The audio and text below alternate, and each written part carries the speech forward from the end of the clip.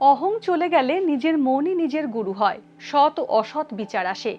জ্ঞানের সঙ্গে ভক্তির মণিকাঞ্চন যোগ হলে শ্রদ্ধা হবে আশ্রয়, শ্রদ্ধা হবে বান্ধব এবং শ্রদ্ধাই হবে পাথেয়।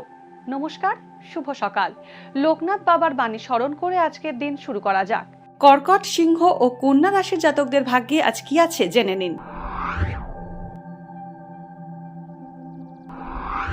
কর্কট রাশি। কর্কট রাশির জাতকরা বড়দের আশীর্বাদে ব্যবসায় লাভ করতে পারবেন। বিদেশি ব্যবসার সঙ্গে জড়িতরা সুসংবাদ পাবেন। রাজনীতির সঙ্গে যুক্ত ব্যক্তিদের সঙ্গে যোগাযোগ গড়ে উঠবে। কাছের মানুষদের সঙ্গে কোনো ভুল বোঝাবুঝি হতে দেবেন না। সন্ধেবেলা বন্ধুদের সঙ্গে আনন্দ করে সময় কাটাবেন। সিংহ রাশি। সিংহ রাশির জাতকরা পরিবারের সদস্যদের কাছ থেকে সুসংবাদ পাবেন।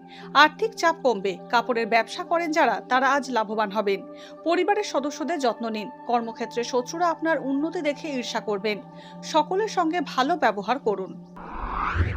কন্যা রাশি।